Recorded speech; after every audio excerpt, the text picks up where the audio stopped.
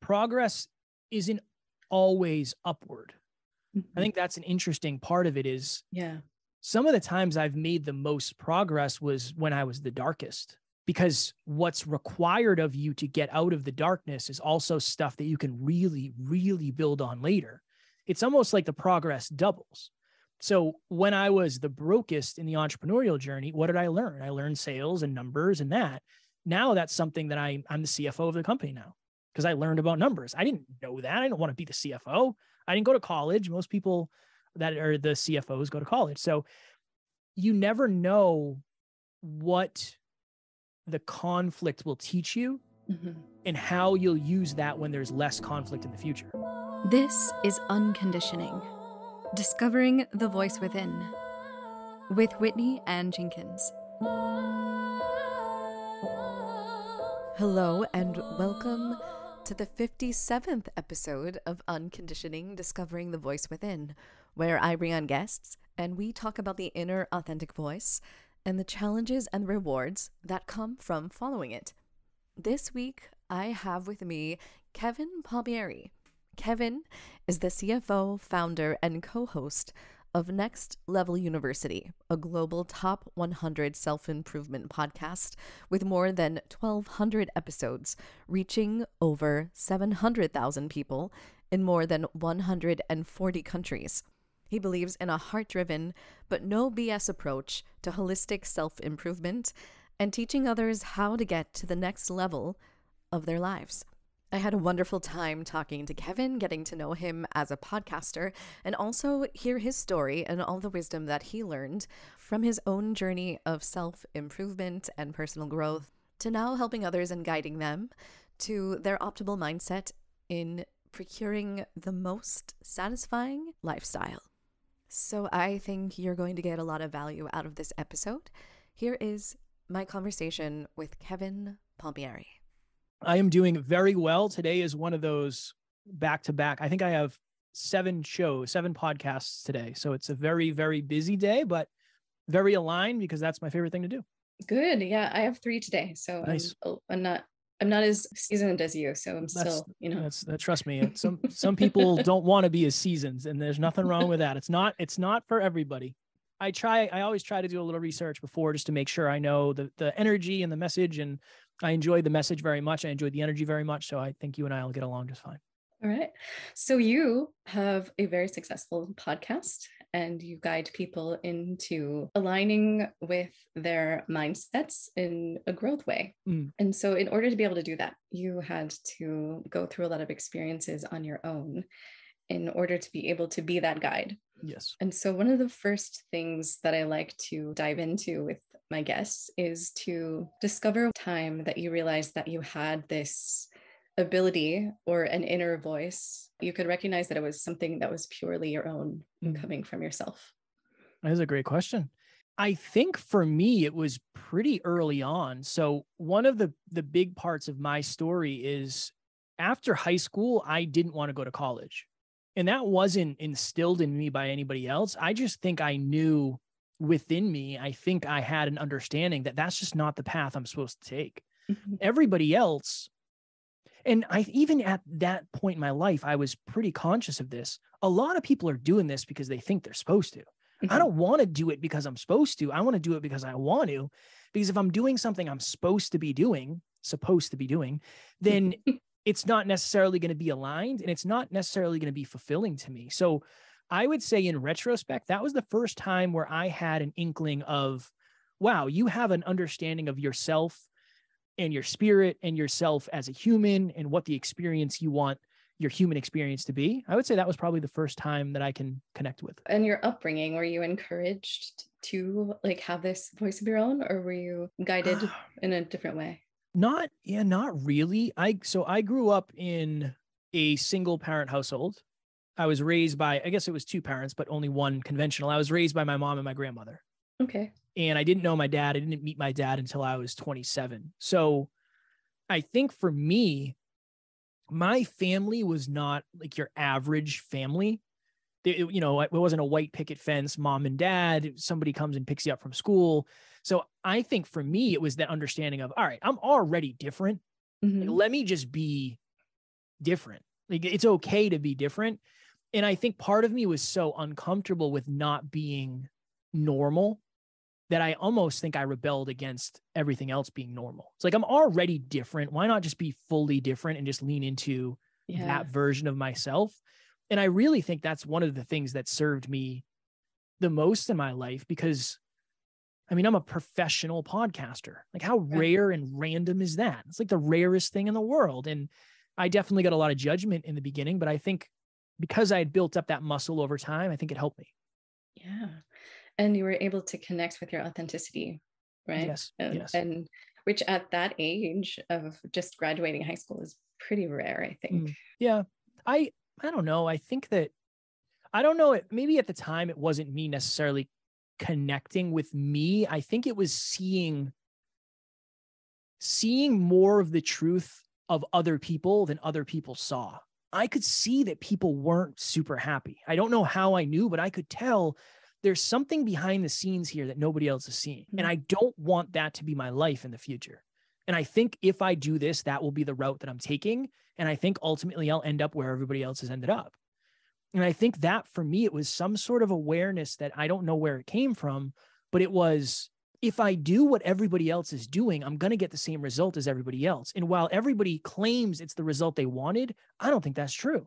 I don't think that's actually the result that they wanted. So I think that was it for me. Yeah, the awareness. Yeah. Did you have any sort of connection to like a spirituality or religion in your upbringing? No, quite the opposite. I was there was no connection to anything. No. Yeah. So it didn't come from that. No, yeah. For even in this, and these are why conversations like this are so wonderful, because you're pulling at strings that you may have never pulled at in the way you're pulling. So it's like, I have no idea where that came from. No clue. Well, that's okay. It's good to know. It's good to know that you don't know. I think it's okay to not know everything. Yes, I agree. I agree. Add a little mystery into life. Yeah. Okay, so you decided to not go to college. So what path did you take? So in high school, I think senior year, I got my first job as a gas station attendant. So in Massachusetts, where I grew up, that was one of the states where you could have people pump your gas. So I think that's rare now. I don't know if it's still happening a lot, but I worked at a gas station where you'd come in, you'd say $20 regular, and I'd fill up your car, I'd take your money, and you'd be off to the next thing. And I remember I definitely had regrets that I didn't go to college when I was doing that. And I was seeing my friends post on Facebook that they were at these like amazing parties with all these beautiful people. And here I am pumping gas for girls I used to have a crush on. That was like a really, really challenging thing for me. But after that, I became a personal trainer.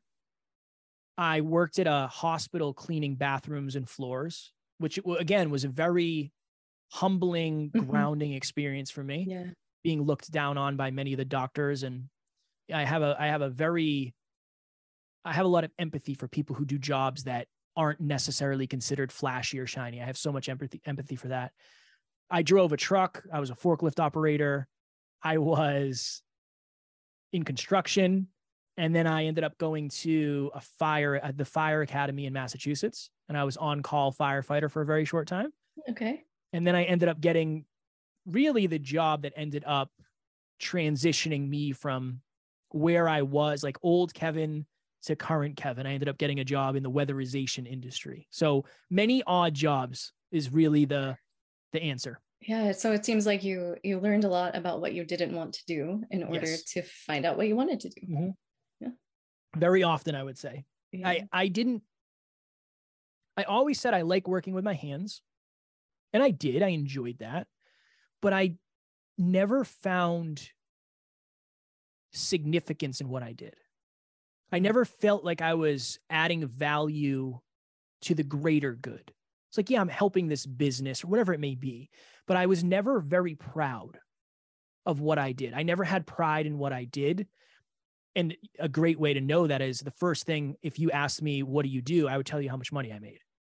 And that would be the thing, is like, I make this much money.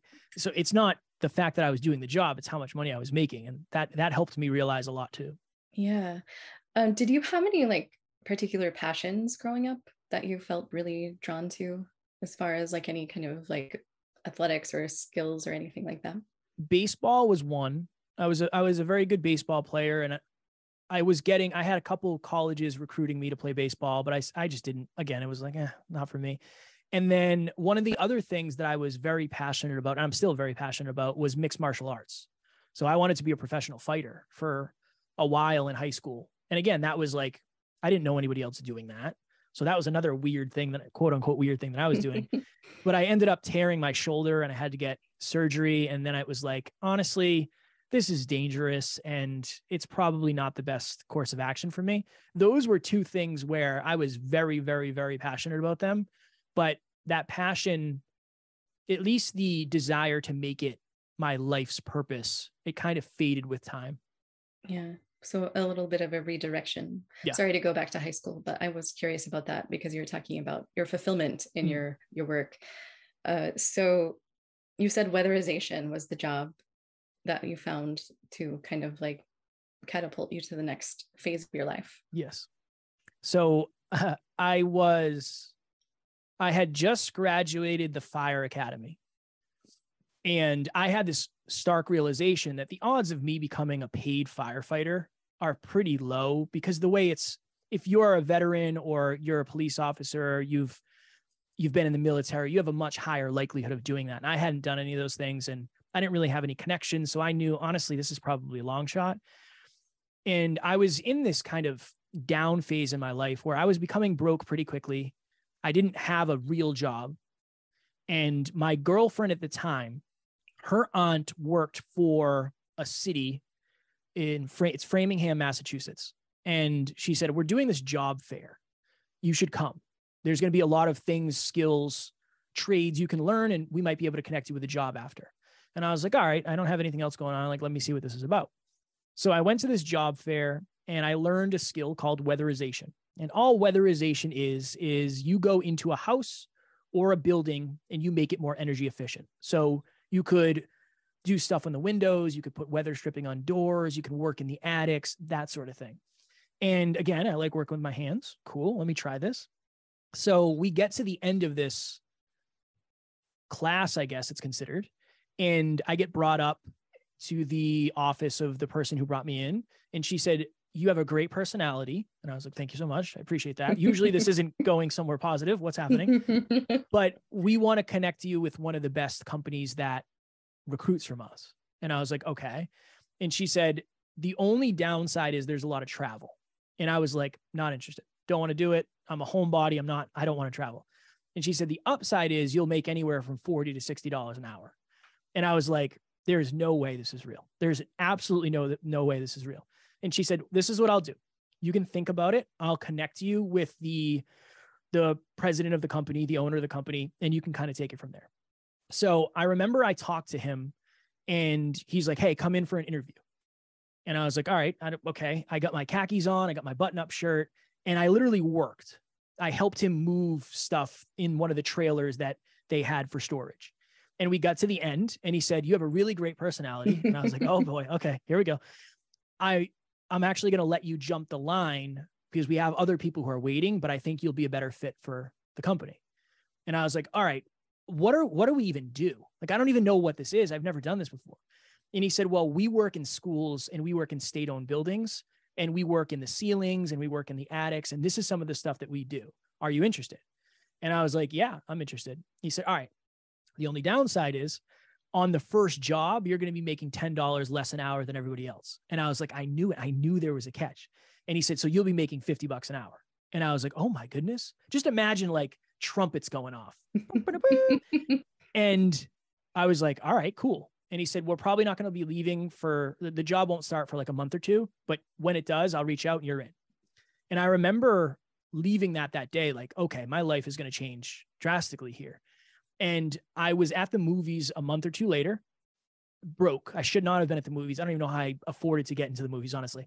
But I got a call from my boss and he said, hey, we're ready to go. We're leaving next week. Are you good? And I said, yeah, where are we going? And he said, Delaware.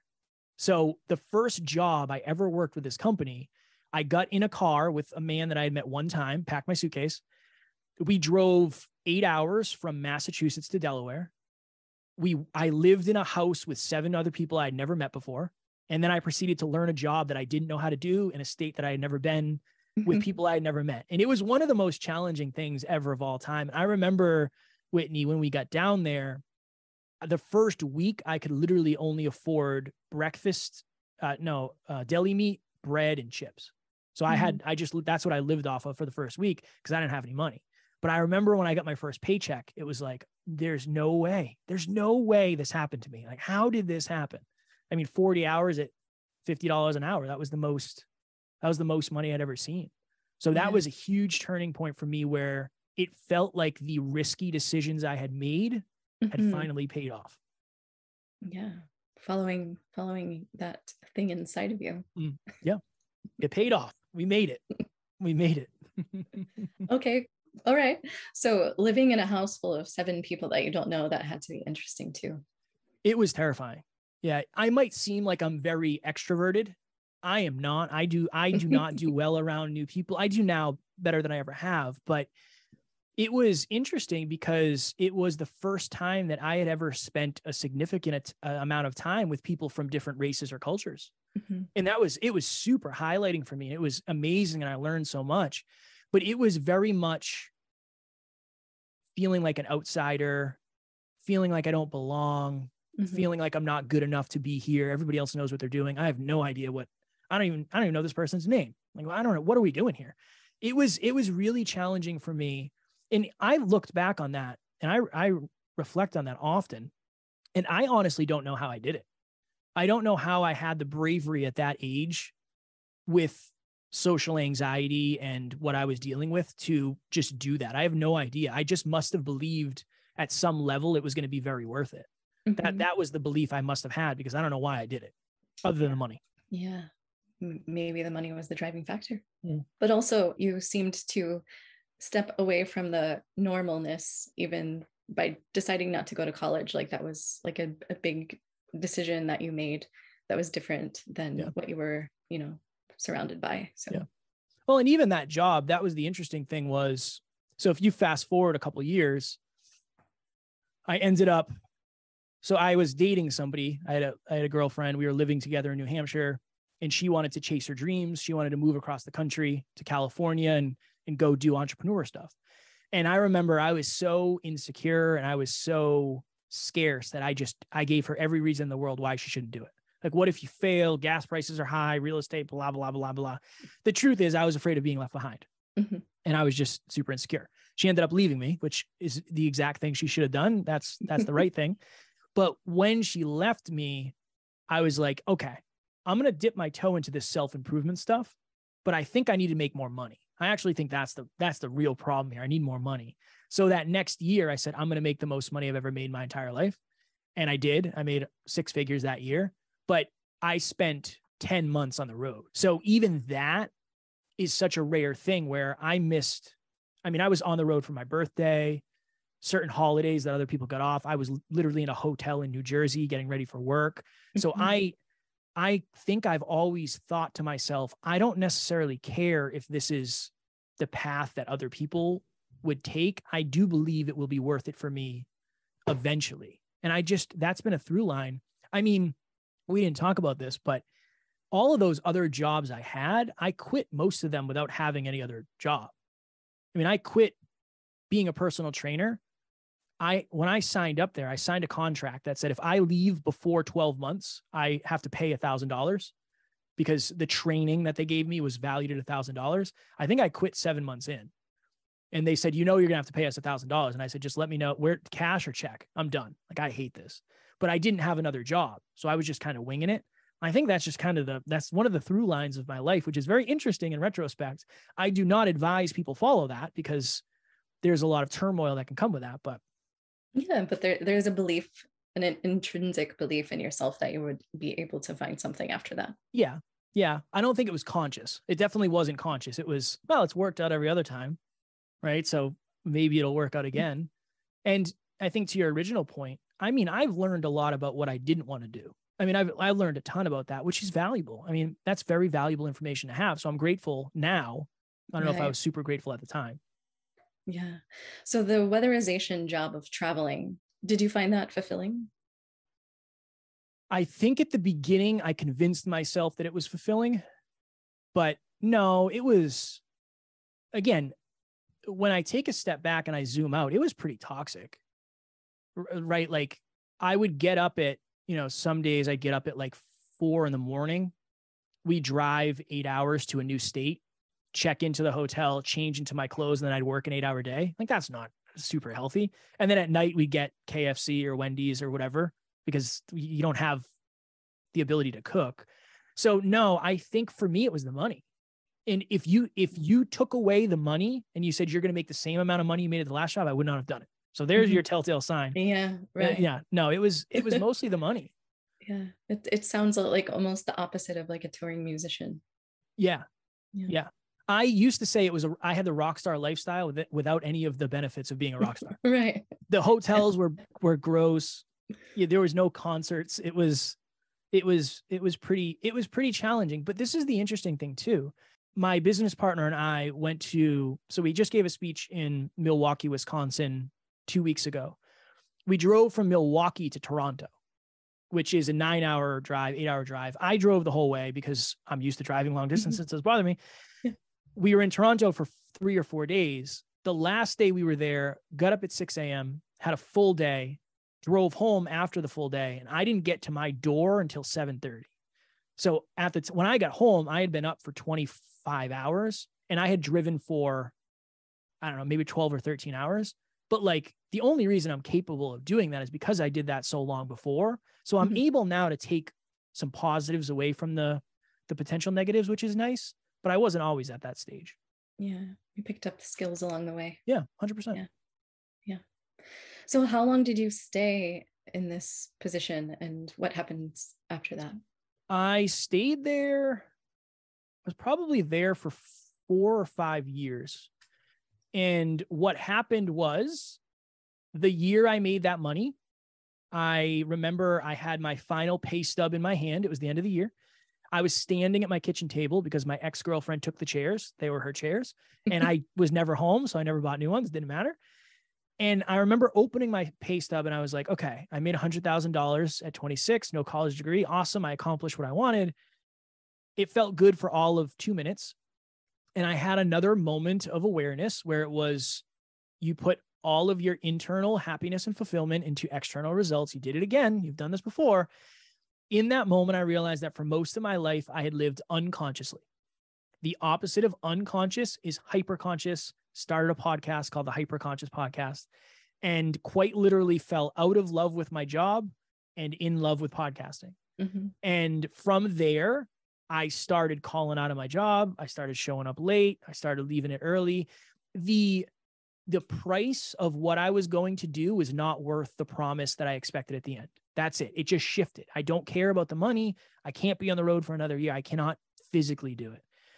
And it literally got to the point where I would have to be in New Jersey, which is like 7 hours from where I lived, on Monday morning at 7 a.m. to start the job. I would go to sleep in my bed at home at like 9 p.m. I would sleep until 11:30 or midnight. And I would get up and drive 7 hours to the job. And then I'd work an 8-hour day. And then I'd go to the gym because I was so sick of being on the road. I was so homesick. And it just kept getting worse. And I kept feeling like I was stuck and hopeless and helpless and just trapped. And I woke up one morning, Whitney, in a hotel room in New Jersey, probably 5:15. Alarm clock goes off. I sat up, slid to the edge of the bed, lacing up my work boots. And that morning it was basically like there was 10 televisions on in my head at the same time. And every single one was on a different station. And one was saying, you're stuck here forever. I know you want to leave, but things are way too good here. You're never going to get this again. If you do work up the courage to leave, what are your friends going to think? All of your friends look up to you because you make a boatload of money and your life looks really good. What is your family going to think? Your family is super proud of everything you've accomplished. You make more money than anybody in your family. Like that's significance. And if you do work up the courage to leave, do you think you're going to do this podcast thing? Like, is this really the train that you're going to ride off into the sunset? And in that moment, I felt like if I was to take my life, I would take my problems with me. And that's really where I was at that point in my life. And I had a friend who's now my business partner and my co-host. And I sent him a message and I texted him And he is somebody who is very, very self-aware, and he's been into self-improvement basically his entire life. And I said, hey, Alan, I'm struggling, man. I'm in New Jersey. You know what I'm doing. Like, you understand my life. I'm having these dark thoughts. I'm depressed. I'm anxious. I don't know what to do. Like, what do I do? And he said, Kev, so much has changed over the last couple of years in terms of your awareness of self and environments, but your environment hasn't changed a ton. I think it's time for you to change your environment. So 3 or 4 months later, I ended up leaving that job and beginning this journey of an entrepreneur trying to figure out how to make money with a podcast. And it's been an interesting journey of, for most of my life, I felt like I was really riding low, very successful for a short time, back to riding very low, maybe lower than I ever had, with the hope and the goal of making this journey the most fulfilling thing I could. And that's where we are today, 5 years later, where we're actually, I can say I'm holistically successful. I'm not just financially, I'm fulfilled. Like, I told you this before, Whitney, I'm going to do 7 interviews today. Right. I love it. So it's not like, this isn't, oh my God, I don't want to do this. I love being able to talk to people. And at one point, this was quite literally my dream. So I try to remain humble and grateful with that. But now I'm actually fulfilled, which I think is the ultimate version of success for me. That's fantastic. Thank you. Congratulations on that. Thank you. I appreciate it. Yeah. And you built up the stamina from having to drive all those hours. So now you can sit and drive your podcasting around that time. It's true. It's true. I didn't realize that would be valuable later, but it's yesterday, or Monday is our marathon Monday, we call it. I work from 4 a.m. until 8 p.m. every Monday. And I would not be able to do that if I didn't have the experience that I do. So I think that's an important part. Right. So from that moment in the hotel room, how did your mindset in particular change to getting to where you are currently? I would say the simplest form is I had a very, very fixed mindset where everything is the way it is forever and there's no way to change it. You are not smart enough. You are not capable enough. You're not a business owner. You're not an entrepreneur. Like, you've never studied any of that. This isn't going to work. To almost everything is figure outable with enough time and enough effort. And this might be the biggest thing. There's no such thing as failure unless you stop trying completely. And I know you could put that on a Hallmark card and it would sound really good, but that's really, I mean, as of this moment, we've recorded 1,175 episodes. I've messed up every single one in some way, shape, or form. It's never been perfect and it never will be. Just like on this, I'm sure I'll say something where it's like, oh, I can't remember the word, or I said like, or but too much. That, for me, my mindset has shifted where I used to think everything had to be perfect every day. And now I realize that that's non-existent. It's not a real world.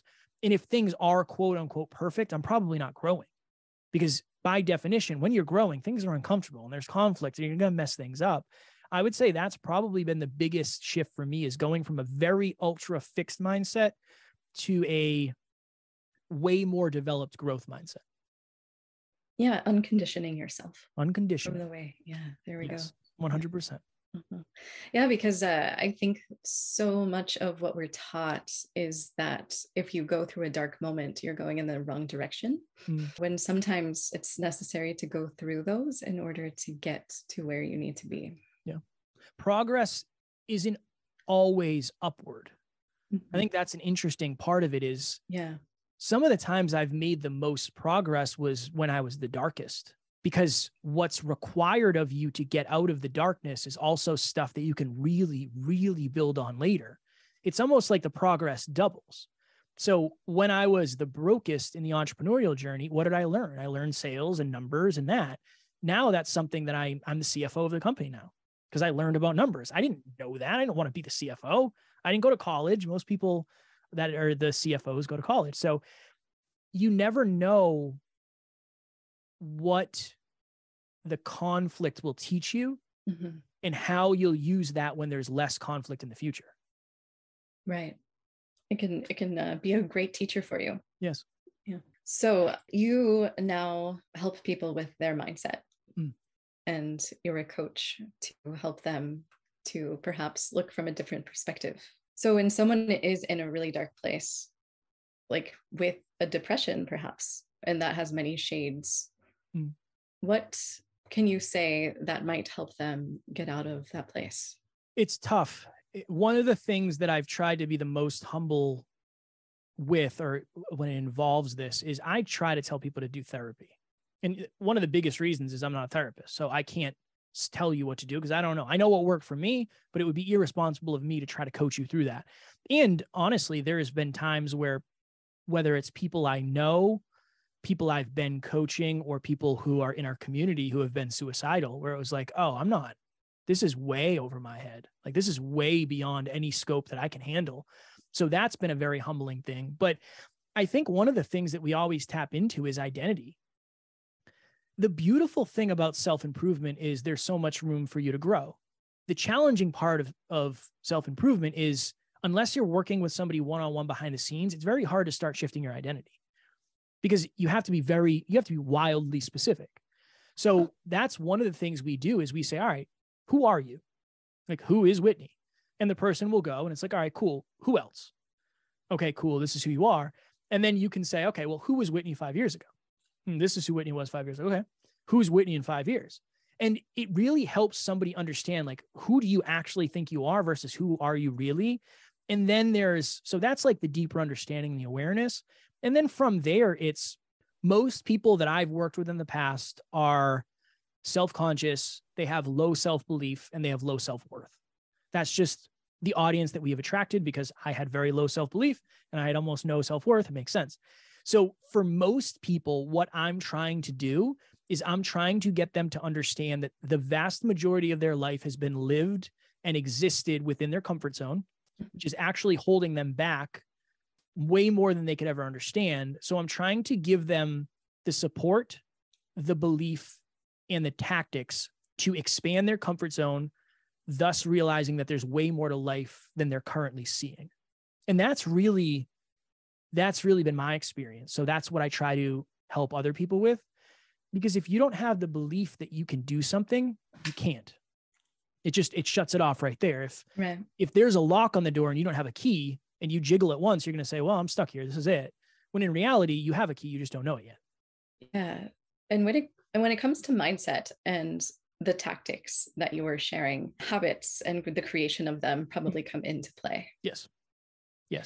How do you present habits in a way that they don't seem restrictive? Because sometimes habits, and that word, can have a difficult connotation in people not being able to maintain their freedom and being stuck to this like rigidity. So how can that be presented in a way that it can be explained that no, habits can actually help you have more freedom? Yeah, it's a great question. It is a challenge at times. I try to start with this. It's a bit of a reframe. Whether you know it or not, you already have habits, and you're already restricted by them because they're stopping you from getting the results that you want. Going to Dunkin' Donuts on the way to work every day is a habit, and it's quite restricting when it comes to you saving money, being the healthiest version of yourself, whatever it may be. I like to start with that. Whether you know it or not, you already have habits. If you were just to pivot or redirect from potentially negative to more positive habits, your results in your life would change exponentially. And I think you also, at the end of the day, you must attach it to something that you value. That's one piece. Is I track a lot of habits, but I'm trying to maximize my potential. You don't want to do what I do. You shouldn't. It's not good for you. What if you just broke it into one thing under health, one thing under wealth, and one thing under love? Simple. So for me, it's always about sustainability first. If it's not sustainable, it won't work. It's just, you're not going to do it long enough. So yeah, it's a challenge. It's a challenge for many people, but I try to get them to understand that you already have habits. You already are practicing things every day. Number one, they're probably not by design. They're by pleasure, or they're by ease, or whatever is the most convenient. Number two, if you do continue practicing these habits for the foreseeable future, do you think you'll get where you're going or where you want to go? And then number three, you're already restricted in some way. It just doesn't seem like it because you've been doing it for so long. It's just the opposite. When you start tracking your habits, you don't feel restricted because you've been doing it for so long. So yeah, it's a challenge. Full disclosure, it is definitely a challenge, but I try to share my story. I didn't want to track habits. I remember when Alan was the one who said, "Hey, you should start tracking your habits." And I was like, "No way, man. I'm going to carry a index card around all day and write down my habits. I'm not going to do that." And now I have 25 that I track every day. I can't imagine not doing it. I can't imagine it. I don't know what I would do if I woke up and I didn't have that to look at. Like, I don't know. I know I wouldn't be successful, but again, that's me. I do think it can benefit anyone, but I do understand the fear or hesitancy around it because it can seem constricting at times. But I think given enough time, if you practice it and you start to see the results, you'll buy into that process. Yeah, for sure.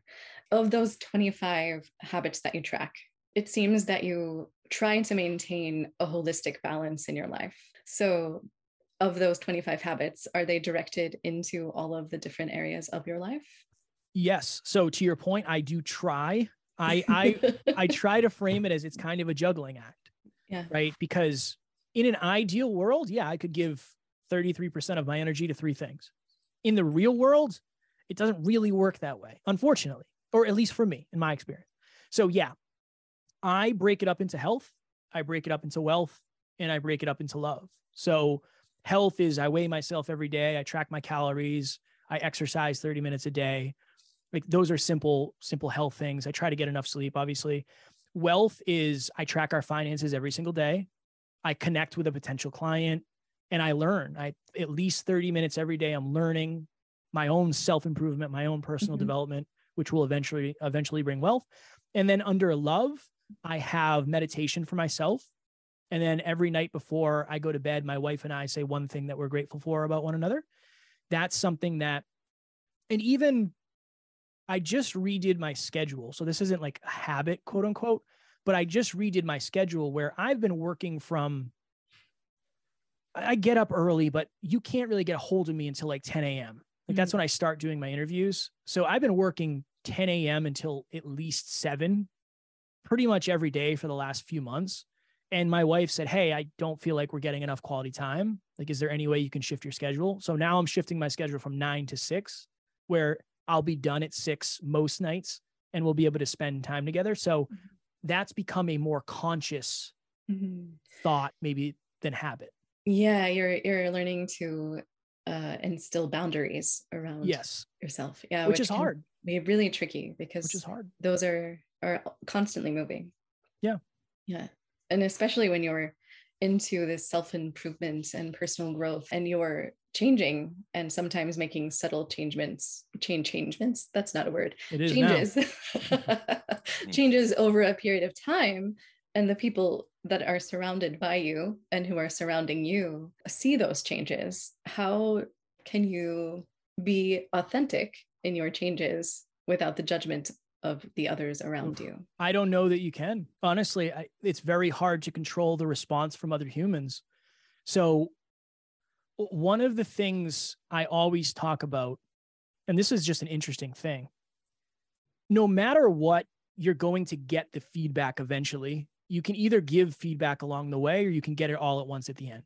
And I think what happens with a lot of people is they have these relationships where there's very little feedback exchanged. The relationship just isn't vulnerable.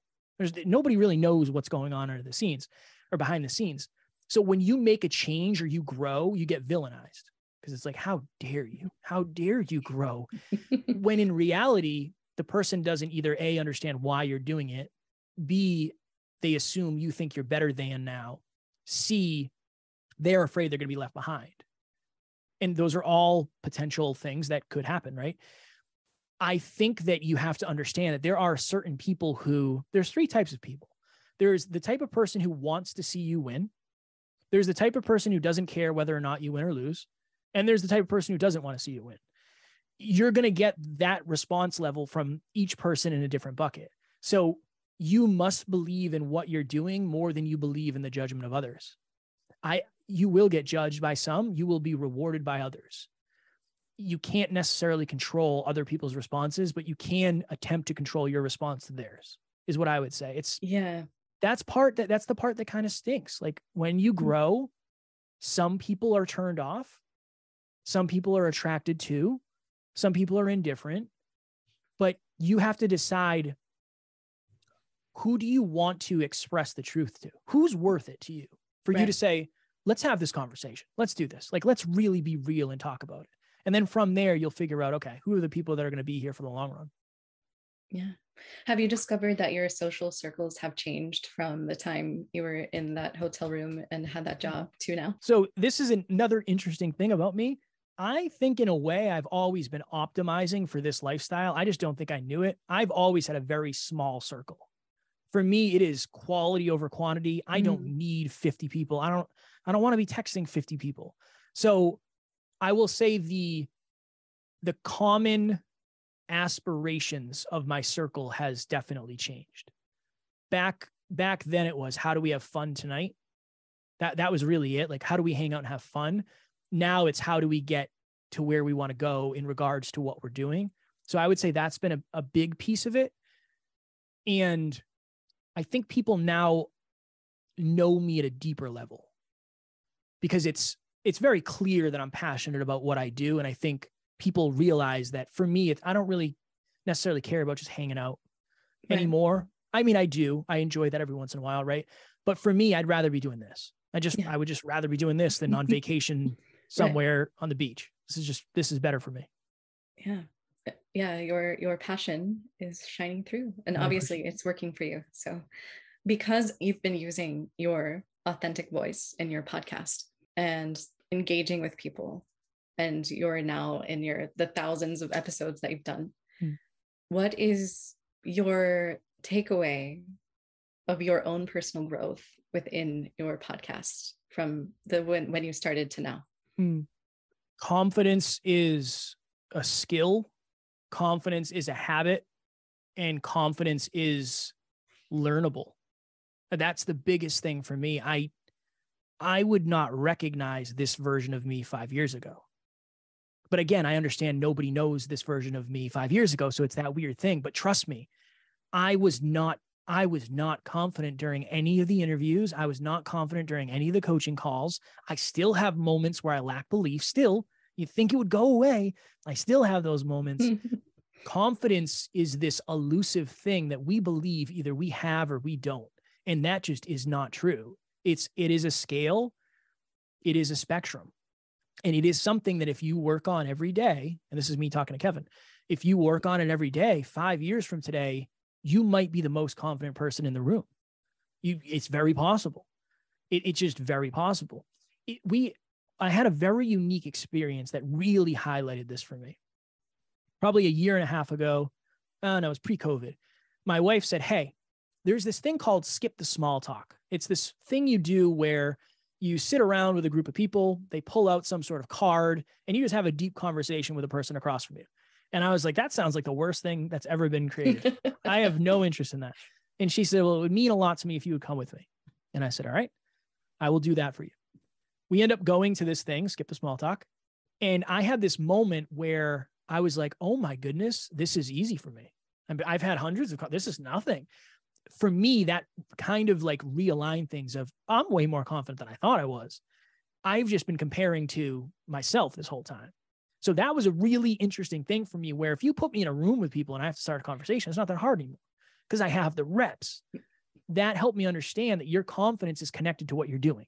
Yeah. Wherever you have the most reps, you will most likely be the most confident because you will be the most competent. Where you're really good, you're probably really confident. So yeah, that's been the biggest thing. The biggest highlight for me is confidence is a skill, and it's something that you can learn, but you can't learn it unless you admit you don't have it yet to the level that you want to have it. Yeah, I agree with that. Actually, sometimes small talk frightens me more than deep conversations. Similar. I understand. I do understand that. It's like, am I too much? Like, what if I ask you about your dreams? What's going to happen? What do you want to do for the rest of your life? Like, that can be weird for sure. I know it wouldn't with you, but it makes sense. Yes. So because you are tracking your habits so steadily and you're so focused on your personal growth, what would you like to happen for yourself in the future? I'm looking forward to, and this was a very important thing for me to admit, I'm looking forward to a higher degree of financial freedom. I'm very much looking forward to when, spending $300 is like spending $3. I'm very much looking forward to that. One of the reasons is because I can be more abundant. I saw somebody post something today. It was a GoFundMe for somebody I went to high school with. And I had a moment of sadness where they were trying to raise $20,000. And I was like, in 5 years, I'm just going to do it. Like, I'm going to give them all of that. And that'll feel so good. And it can be anonymous. I don't care if anybody knows that. I want that because I know with more financial freedom, I can have more impact. Mm-hmm. I'll say this. It's 51% because I'm driven by money, and I'm driven by nice things, and I'm driven by certainty, believe it or not, which is something I've lacked over the last 5 years. And then it's 49%. I understand that I can impact people at a deeper level when, number one, I have what they value. And number two, I have the freedom to make sure everything can keep going at the rate that it's going. So that's something I'm really, it's hard. When you go from financially free to $35,000 in credit card debt in a couple of years, it really, it's hard. It's hard. And I always joke that took pieces of me I'll never get back. Yeah. It seems though, like what you're doing currently is putting together things that have worked well for you in the past, such as having the ability to choose your own thing and follow your own voice and your own passion. And I feel like that the money will follow because you're in your alignment with yourself. Yeah.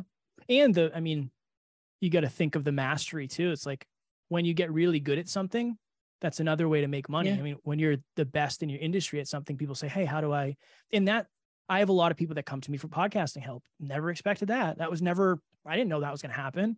So that's actually been one of the biggest parts of our business, which has been great. And I get to do what I love every day. So yeah, it's very important that it is the balance of, for me at least, what can I be really good at? What can I be really fulfilled doing? And what's really going to impact people? If you do those three things, there's a lot of money coming your way as long as you understand how to do it. But it has to be those three because life can be empty without that. Yeah.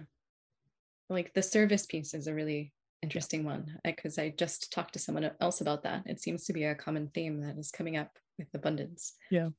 Yeah. I think a lot of people we went to a seminar one time and there was the first slide, big bold letters, business is about making money. That's not true. Business is not about making money. Business is about impacting and helping others. If you impact and help others at a deep level, you will make money. And I think that subtle difference is a completely different life. If you think your business is only about making money, I would bet money that you're not going to end up fulfilled because that's not what it's about. It's about helping others in the way that you can then, monetize down the road. Yeah. Fulfilling your purpose. Yes.